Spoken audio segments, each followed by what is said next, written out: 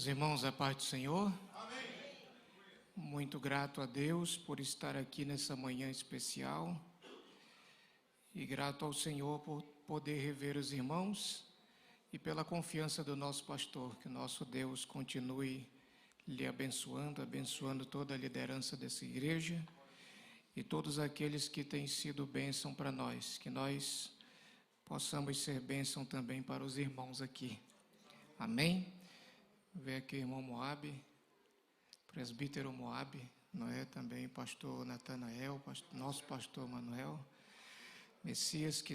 E eu creio que a palavra amizade é uma palavra forte, não é? Porque ninguém vai vir amigo da noite para o dia. Mas acredito que está nascendo uma amizade aqui, da parte de Deus entre esses irmãos, amém? Meus irmãos, eu gostaria de ler um texto da palavra de Deus que está em Mateus capítulo 21, versículo de número 12 ao 17. Já há mais ou menos umas 2 semanas que esse texto vem martelando na minha mente. E eu gostaria de compartilhar com os irmãos a palavra de Deus em Mateus 21, versículo 12. Amém? E entrou Jesus no templo de Deus e expulsou todos os que vendiam e compravam no templo, e derribou as mesas dos cambistas e as cadeiras dos que vendiam pombas, e disse-lhes: está escrito, a minha casa será chamada casa de oração, mas vós a tendes convertido em covil de ladrões. E foram ter com ele ao templo cegos e coxos, e curou-os.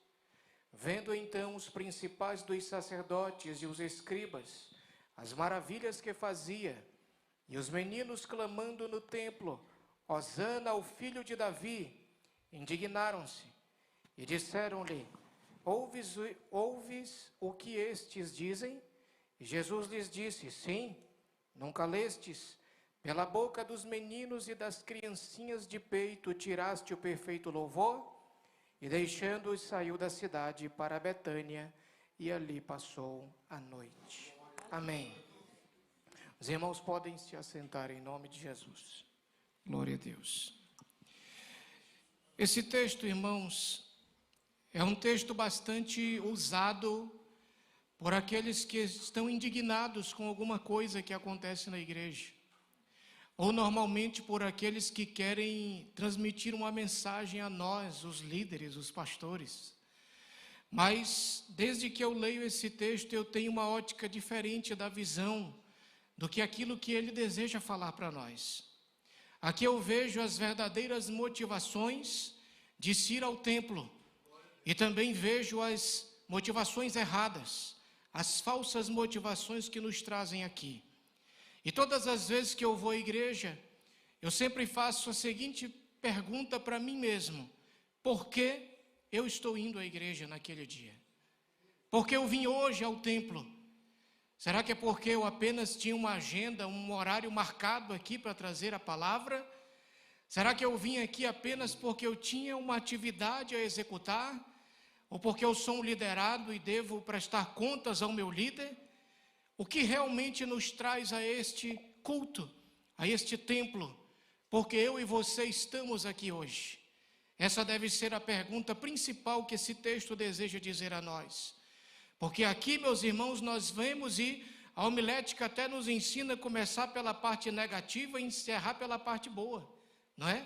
Eu vou tentar seguir aqui essa ordem para que possamos ter uma ideia geral do que Deus espera de nós.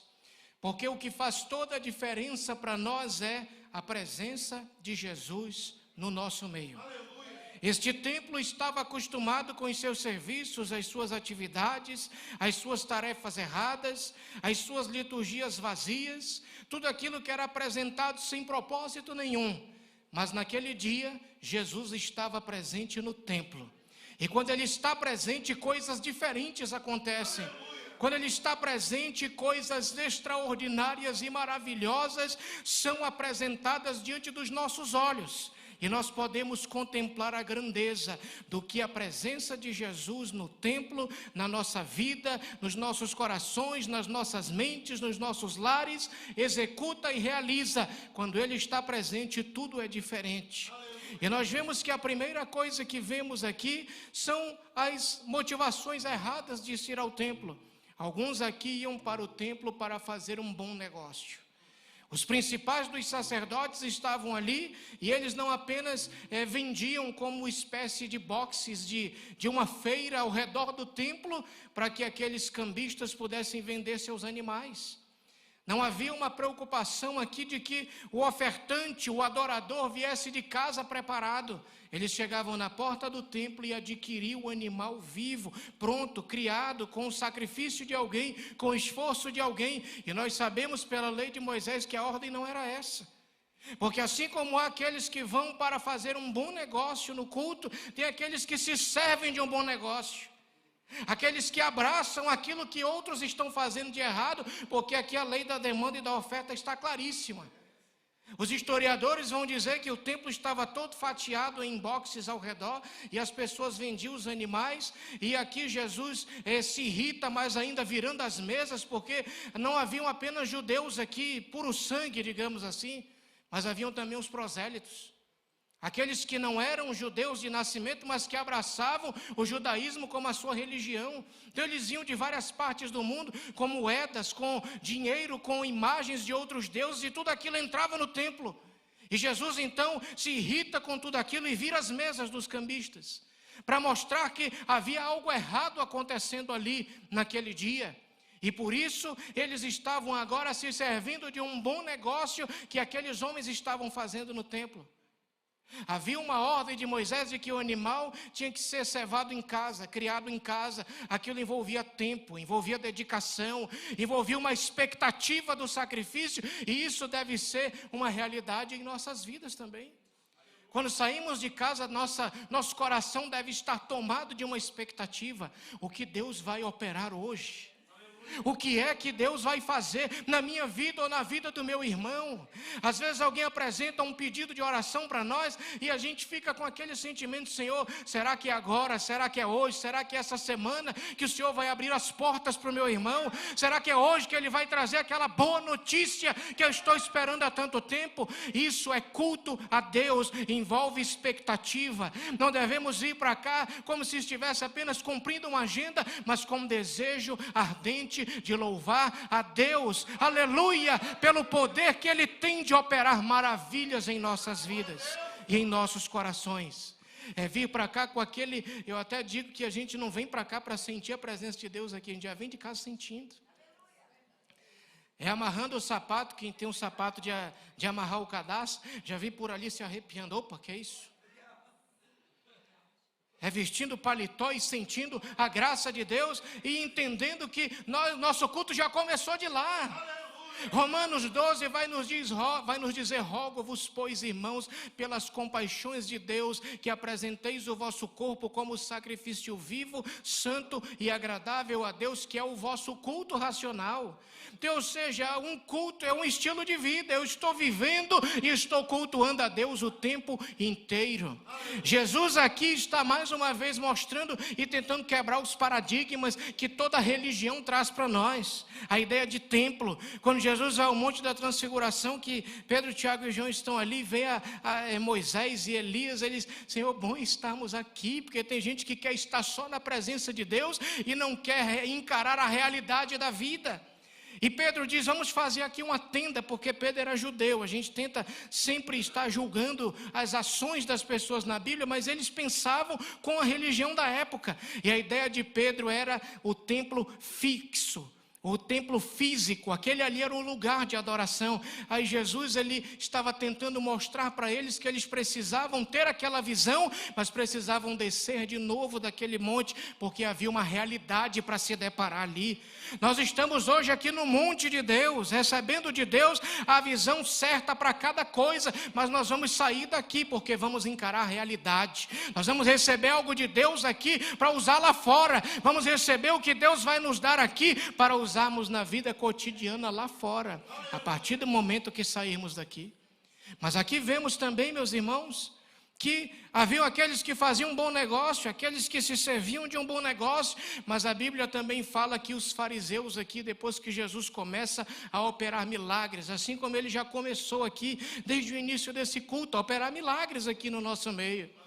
Eu estava ali no meu lugar, ali adorando a Deus, e os irmãos com os louvores hoje me fizeram voltar uns 20 anos atrás na minha conversão. A minha esposa amava ouvir esses louvores em casa na época do CD, não é? Os irmãos já não sabem nem o que é CD mais, nossos filhos nem sabem o que é isso, né? Minha esposa, aquele monte de CD para ensaiar, para cantar na igreja, e esses louvores todos faziam parte do repertório daquela época aí, uns 25 anos atrás. E hoje nós podemos aqui voltar um pouquinho no tempo e entender que há coisas que não precisam mudar no nosso meio. Elas continuam renovadas, como a missionária cantou aqui na sexta-feira, aquele hino tão abençoado. E o pastor Tiago disse que há louvores que nunca envelhecem, continuam sempre trazendo vida para o nosso coração, aleluia, trazendo o alento para a alma, fortalecendo a nossa vida. E aqui, irmãos, nós vimos que quando Jesus começa a operar os milagres, os sacerdotes, os fariseus, os escribas começam a se incomodar com aquilo. Porque há aqueles que também vêm ao culto apenas para estar observando por razões teológicas, doutrinárias. Eles ficam só medindo, calculando, pesando. São aqueles consultores em liturgia cristã, os técnicos em culto, né? Aqueles que só vêm para observar e ver isso aqui está errado. Faltou ali uma conexão ali nesse primeiro ponto com o segundo. Faltou ali uma sinopse melhor, uma conexão mais acertada. O português foi meio errado, errou ali algumas expressões. E aí a pessoa vai passando o culto inteiro e ele volta para casa do mesmo jeito, vazio, sem Deus, sem a presença de Deus, porque não foi cultuar a Deus, ele foi observar, ele foi encontrar falhas. E aqui é um lugar para nós termos uma atitude diferente, que é exatamente o que vamos ver daqui a pouco, as motivações corretas de estarmos em uma reunião como essa. Bendito seja o nome do Senhor. Nós temos muito mais a fazer aqui e voltar daqui renovado. Quantas vezes, acredito que foi na quarta passada no ciclo de oração, pastor Natanael falou algo sobre isso aqui. E ele disse que nós às vezes estamos aqui e perdemos a oportunidade de sentir a presença de Deus, porque não olhamos para o que é importante. Às vezes alguém volta para casa, eu acho que não foi na quarta, foi no domingo passado, que tinha pouquinha gente, estava menos 10, eu acho. E aí o pastor disse que muitas vezes nós temos esse tipo de pensamento, a gente volta para casa e diz: esse culto não foi bom, não gostei do culto hoje. Mas nós não atentamos que o culto não foi para nós. Se o culto tivesse sido feito para mim, eu poderia dizer alguma coisa. Esse culto não gostei, porque foi dirigido para mim. Mas ele não é dirigido para mim, para nenhum de nós. Ele é dirigido a Deus. E se o culto é individual e particular, quando eu volto para casa reclamando do culto, é porque eu mesmo não apresentei meu culto a Deus. Eu estou dizendo, eu não cultuei a Deus bem, e eu preciso melhorar na presença de Deus. Aleluia! E aqui esses homens tinham esse tipo de comportamento. Eles iam também ao templo por razões doutrinárias. Eu dizia, inclusive, possivelmente alguns irmãos lá da igreja onde eu dirigia estão assistindo o culto aqui, que eles pediram o link da minha esposa para assistir. E eu costumava dizer lá que tem momentos que Jesus ele quer quebrar um pouco a sequência do que a gente está acostumado quando acontece no culto, a forma como acontece. É igual aqueles amigos que chegaram na porta de onde Jesus estava naquela casa e não deixaram eles entrarem com um amigo paralítico. Então eles foram encontrar um espaço lá no telhado. Tem hora que a gente precisa encontrar assim espaços para um negócio ser meio diferente. Eu dizia para os irmãos, qualquer dia desse eu vou começar o culto de ensino com a mensagem primeiro. Porque aí quem não veio para a oração vai orar no final do culto. Ou então colocar o hino da harpa no final, a leitura no meio. Porque às vezes a gente tem que fazer alguma coisa diferente, porque a gente está tão apegado. Uma vez uma irmã chegou para mim zangada, depois de um culto de setor. Eu pastoreava 7 congregações, e aí o culto acabou, a irmã estava na escada me esperando. Ela disse: pastor, estou chateada com o senhor. Ô, minha irmã, mas por que eu falei alguma coisa errada? Ela disse, porque hoje só foi cantado 2 hinos da harpa. E nós somos acostumados a cantar 3 hinos, um para o Pai, um para o Filho e um para o Espírito Santo. E aí eu falei para ela, minha irmã, eu lhe peço perdão, quando eu chegar em casa eu vou cantar o 3º hino e vai ficar todo mundo atendido. Vocês conseguem observar como há pessoas que são apegadas a essas coisas, amarradas nessas coisas. Ficou o culto inteiro atribulada, chateada, porque um hino a mais não foi cantado. E nós precisamos atentar, irmãos, que é eu que estou apresentando. Eu que estou diante dele. Eu que sou necessitado. Eu que preciso da graça dele. Não interessa se aqui vai seguir a sequência que estamos acostumados a ter. Eu é que tenho que derramar meu coração, a minha alma diante dele. E eu vou voltar para casa diferente quando eu sair daqui. Mas, meus irmãos, nós também temos aqui as motivações corretas. Porque nós, se viemos para cá com essa expectativa de entender, de saber o que Deus vai fazer, nós começamos a entender que Jesus deixa claro, olha, esse lugar aqui é casa de oração, é a casa do meu Pai. E se esse lugar é casa de oração, eu devo ter a certeza de que aqui é lugar de orar, mas também de receber as respostas das orações que eu apresento diante de Deus. Se você ainda não apresentou suas necessidades a Deus nesta manhã, você tem a oportunidade ainda até o fim desse culto, porque aqui é lugar de orar e receber respostas de Deus. Voltar daqui com a vitória na mão, com a certeza daquilo que Deus reservou para nós. É aqui o lugar correto. Às vezes alguém fica até no meio do culto reclamando, mas já é a 3ª oração, mas já é a 4ª oração. Esse culto está cheio de oração, mas é porque aqui é chamado casa de oração. E se aqui é casa de oração, a gente ora e a gente acredita na resposta.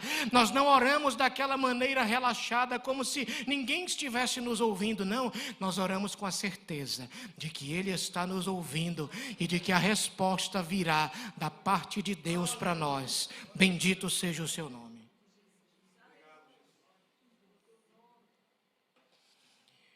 Mas se aqui é casa de oração, aqui é lugar também de nós mostrarmos aonde está doendo e de voltarmos daqui com a nossa cura. É lugar de dizer, Senhor, está doendo. Nós vemos que aqui os coxos e cegos iam ter com Jesus. E aqui está toda a diferença. Com quem você veio ter hoje aqui? Eu vim ver os irmãos, mas não vim ter com o pastor Messias. Nem com o pastor Tiago, nem com o pastor Natanael. Eu vim ter com Jesus aqui. Porque eu quero voltar para a minha casa diferente. Eu quero voltar para a minha casa com um toque especial de Cristo na minha vida. Quantas vezes esses homens aqui não cercavam o templo, porque eles não podiam entrar. Cegos e coxos não podiam entrar. Cego era considerado amaldiçoado, e coxo é alguém que pecou contra Deus e por isso sofreu o dano que sofreu. Então eles não podiam entrar no templo. Só que a diferença era que Jesus estava lá. Aleluia! De que quando Jesus está no templo, todo aquele que é coxo, cego, paralítico, ele vai até a presença de Cristo e recebe a sua cura. Mas veja bem, se eles eram impedidos de ir ao templo, eles poderiam muito bem, quando entrassem no templo, imitar que não tinham nenhum tipo de problema. O coxo poderia talvez imitar que não era coxo. Isso às vezes acontece conosco, quando nós viemos à casa de Deus. A gente é coxo só até ali na porta. Quando entra aqui, a gente parece que está 100% bom na presença de Deus. Curado. Mas aqui é o lugar de dizer, Senhor, está doendo. Dói na minha mente. Porque a minha consciência não me faz continuar vivendo normalmente nesse mundo. A minha mente, a minha consciência dói. Eu preciso de cura aqui. Dói no meu bolso porque eu fiz um investimento e deu errado, e eu preciso de uma restauração, de um milagre, que o Senhor abra uma porta para que eu possa resolver meu problema. Dói lá na minha casa, meu coração está ferido, magoado, porque talvez você tenha um cônjuge, um parente que está afastado, distante, que não reconhece que precisa de Deus, e você está aqui hoje apresentando ao Senhor e precisa dizer a Ele: Senhor, está doendo, dói meu coração, dói a minha mente, dói a minha alma. Não entre aqui como alguém que está sem necessidade alguma, apresente a sua necessidade a Ele, porque se você precisa de algo, você precisa apresentar aquele que tem poder para mudar a situação que você está vivendo. Bendito seja o nome do Senhor. Mas, irmãos, aqui também fala que a casa de Deus, a casa de oração, também é lugar de louvar. Porque aqui os escribas também se irritavam até com quem louvava. Vocês estão vendo, você está vendo Jesus, o que é que essas crianças estão dizendo?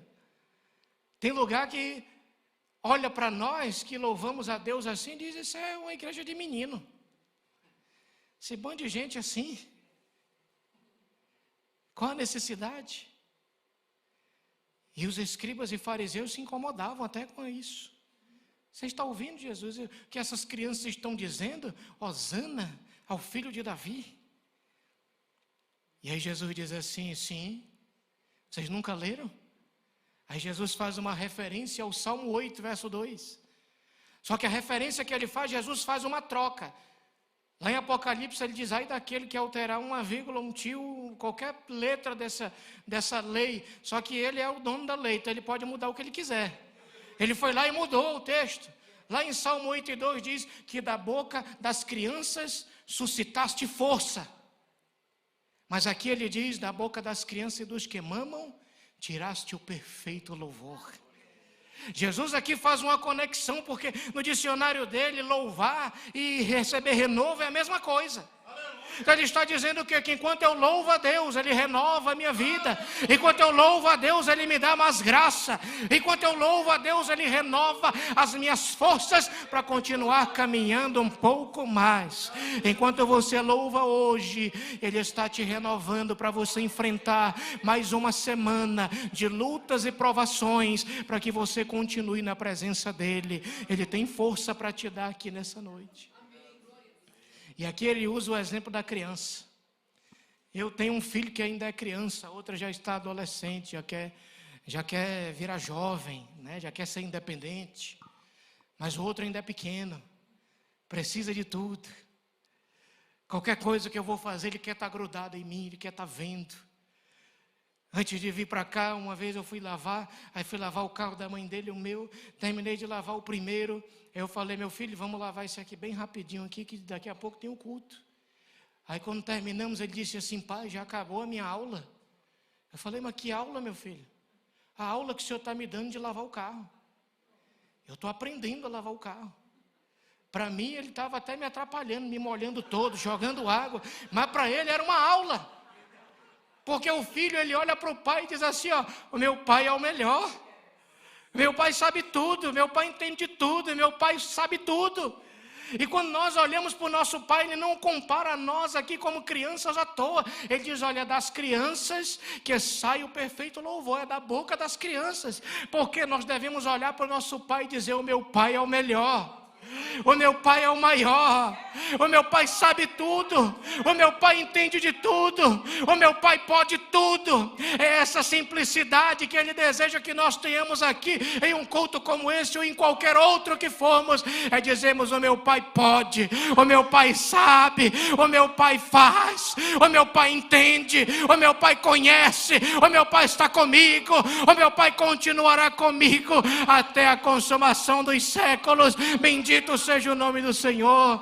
A criança não guarda nada de ninguém. É por isso que a Bíblia diz: um dia fizeram uma pergunta para um pastor. Eu compartilho daquela mesma ideia. Ele disse assim: pastor, se Jesus tivesse tido a graça de ser pai, será que ele bateria no seu filho?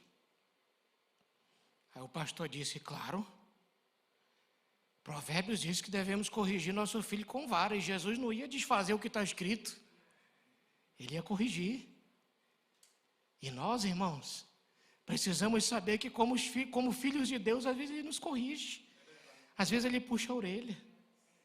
E o nosso filho, você pode ver que quando tem aqueles pais que dizem assim, vá-se embora para o seu quarto e fique lá no escuro, reflita no que você fez. O menino vai para lá e começa a pensar, meu pai me odeia.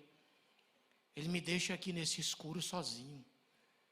Mas se você der uma palmadinha, não foi à toa que a parte de trás foi feita redonda.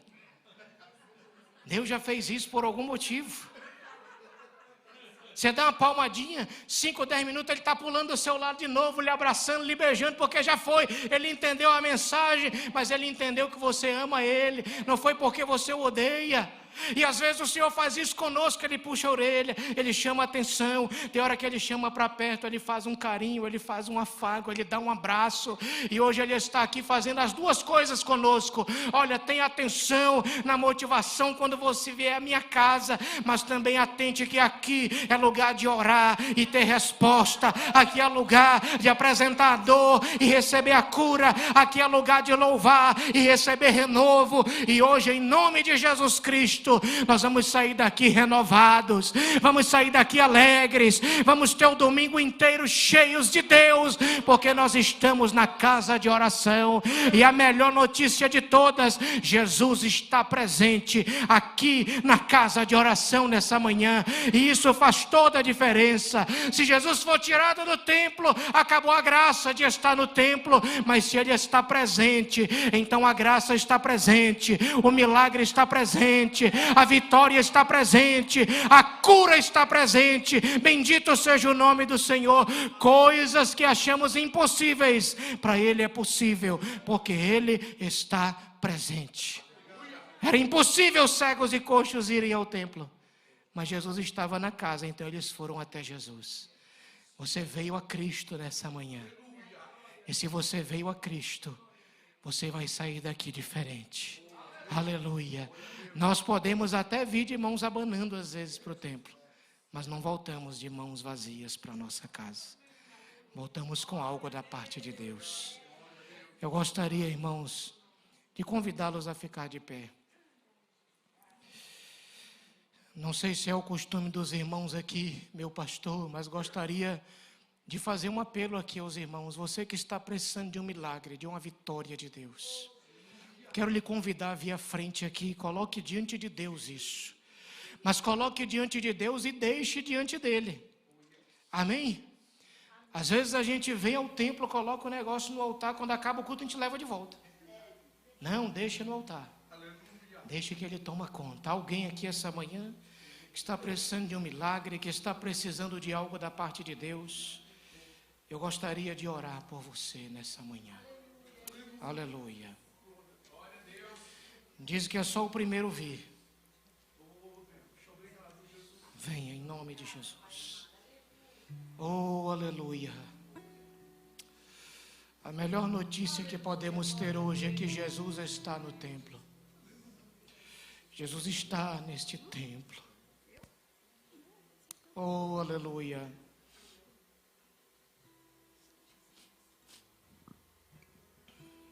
Isso, pode vir. Glória a Deus. Os irmãos que estão nos bancos, levantem as suas mãos, estendam em direção a esses irmãos. Vamos fazer uma oração intercessória. Nós não conseguimos muitas vezes calcular a dificuldade que nossos irmãos enfrentam, passam. Às vezes estamos aqui louvando a Deus, mas nosso coração está precisando de algo, de um toque especial. E hoje o Senhor está na casa, está presente aqui na casa de oração. Então há milagres acontecendo aqui agora. O Senhor está tocando. Em nome de Jesus Cristo, Senhor, aqui estamos na Tua presença nessa manhã. E temos a certeza de que o Senhor está presente nesta casa de oração. E como o Senhor está presente, milagres podem acontecer agora. Maravilhas podem ocorrer agora. Há servos teus precisando de milagres, servos teus precisando de uma porta aberta, situações que só o Senhor pode resolver. Há pessoas precisando de uma cura, pessoas estão aqui por conta de um parente que está afastado, distante, enfermo, talvez até mesmo desviado da tua presença. Mas Senhor, Tu estás aqui agora contemplando. contemplando a situação de cada um, contemplando, Senhor, a realidade de cada um. E esses servos teus não estão, Senhor, escondendo que são cegos ou aleijados, que possuem necessidades, mas estão aqui vindo a Ti, e não vão voltar de mãos vazias, vão voltar com um milagre, vão voltar, Senhor, com a porta aberta, vão voltar com a vitória nas mãos, porque o Senhor é Deus que opera maravilhas, em nome de Jesus Cristo, Senhor.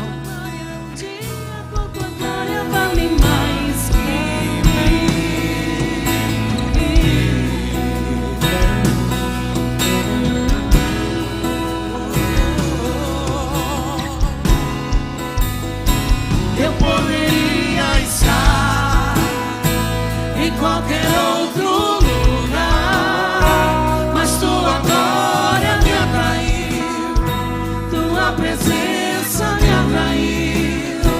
Tentei me esconder por medo de não viver, mas tua glória me atraiu, tua presença me atraiu.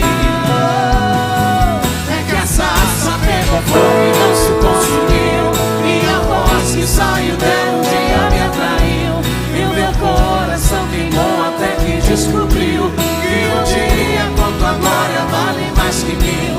É que a sarça pegou fogo e não se consumiu, e a voz que saiu dela um dia me atraiu, e o meu coração queimou até que descobriu que um dia com tua glória, um dia com tua glória vale mais.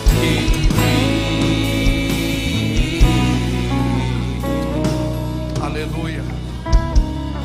Jesus está na casa, e aonde Jesus está, a alegria. Aonde Jesus está, a cura. Aonde Jesus está, a libertação. Porque quando Ele chega, tudo muda. Amém? Que mensagem maravilhosa, irmãos. Toma o seu assento, por gentileza.